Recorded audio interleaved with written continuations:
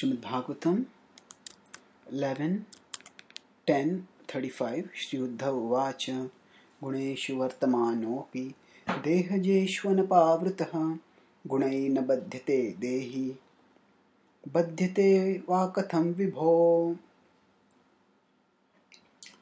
So after hearing about how the modes subject the soul to illusion, now Uddhava asks a pertinent question. In fact, he's asking two questions which are related.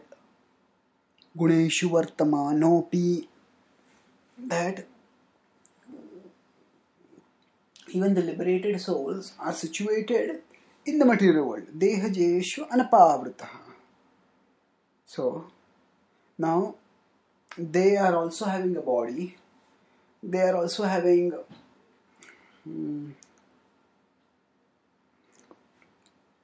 they are also born in this world. They also have body.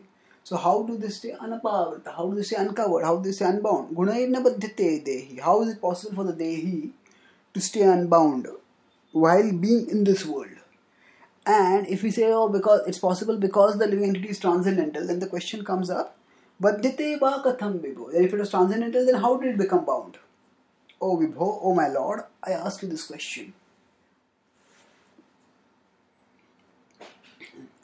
The questions a person asks also reveal the level of the questioner. We understand not only the content of the question, but we also by looking at the content of the question, we understand the consciousness of the questioner. And here Uddhava is asking a deep question when he is saying that actually I am under illusion. That he asks two questions. How can the soul be liberated if the soul is bound? How can while being in the material existence, just like bound? So actually now in this world, even if there is a pure devotee, that pure devotee also has a body, and there are souls who are said to be jivan mukta, who are completely liberated from material existence. So those who are bound like this in material existence, how can those souls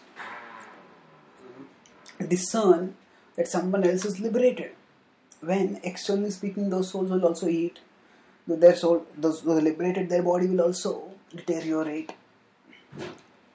Now, so the question is, how is transcendence to be understood? If transcendence is to be understood as being present even within the bondage that characterizes material nature, then how does this transcendence maintained? And if transcendence is such that it is never affected by material nature, then the question comes up, how does the soul become bound? So in the answer, Krsna will explain how actually it is the consciousness that is critical. The soul by its own nature is transcendental. At the same time, the soul's consciousness can expand or contract, can rise towards the world of spirit, or can sink into the world of matter. Baldev Vidyabhushan in his commentary Govinda Bhashya talks about the Jnana Rupa and the Jnana Swarupa. He talks about how the soul's original nature will never change. But so at one level the scriptures say that the soul is unchangeable. But at the same time we also see that the soul's consciousness evolves. The soul's consciousness in a tree is far different from a soul's consciousness in a human body. So we can see actually that there are differences. So to what are those differences attributed? They are attributed actually to the Supreme Lord, to the Supreme Lord's illusory energy, which cannot affect the soul proper. Anaditvan nirgunatvat paramatma yamavaya sharirasthopi kaunteya nakaroti nilipyate. Krishna talks about this in 13th chapter, where he says that the soul is anaditvan. The soul is beyond time. Nirgunatva is beyond the modes. Paramatma, the soul is param. Avyaya is beyond time, again it is said. So, and the Sharira Sthopi Kaunteya is situated in Sharira, in the body. Nakaroti nalipyate. Those situated in the body, the soul doesn't do anything and the soul is not bound by anything. Nakaroti nalipyate. So the question comes up over here. If the soul is transcendent, thus transcendental, then how exactly does the soul become bound? So the bondage is in consciousness. Consciousness is the defining inner characteristic, the essential energy of the soul. And that consciousness is affected by where the soul is situated. So there is chit and there is chitta. Satchitananda. There chit refers to the consciousness of the soul, which is a pure original consciousness, where chitta refers to the embodied consciousness of the soul. And this embodied consciousness is conditioned consciousness.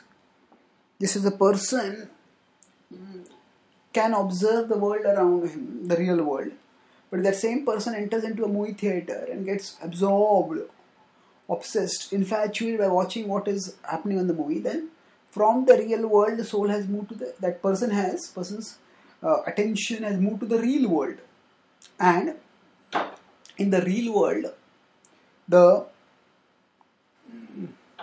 depending on what is happening, if the hero is say fighting and winning, the person will be happy. If the hero is losing and is being beaten up, then the person will become distressed. So although that person has nothing to do with the movie intrinsically, the person has his own life and the movie is just some story being enacted and depicted through the technology that displays it on the screen. So there is no intrinsic connection between the two. But as long as the person has the desire to enjoy that movie, bhunkte purusha prakatisto hi bhunkte prakritijan gunan karanam gunasangoschi sapasadyoni janmasu. So in 13.22 Krishna says that actually it is bhunkte, because of the desire to enjoy, that the soul gets entangled in matter. So similarly, it is because just as the person desires to watch the movie and that's how gets caught in the real world. Although this person has the capacity to be aware of the real world around, but if the movie is very engrossing and the person is very obsessed, then that person completely forgets the real world and gets obsessed in the real world. Similarly, the soul becomes obsessed with the illusory material world because of the desire to enjoy. And though the soul is transcendental, when the consciousness is contaminated and permeated by the desire to enjoy, then the soul becomes bound. So the liberated souls are not bound because they do not have that desire to enjoy matter. Whereas although they move, at the material level, the body will undergo material laws. But because their consciousness is not contaminated by material desire, so they will not be bound. On the other hand, if the soul develops material desire, then although the soul is transcendental, that soul gets affected by illusion. So the connection between the real world and the real world, or rather the path by which the spectator or the viewer is transported from the real world to the real world, is the desire to enjoy. And similarly, the path by which the soul moves from the arena of liberated spiritual existence to the arena of entangled material existence is the desire to enjoy. And because the pure devotees do not have this desire to enjoy, so although they are in the material world, they are not bound. Thank you.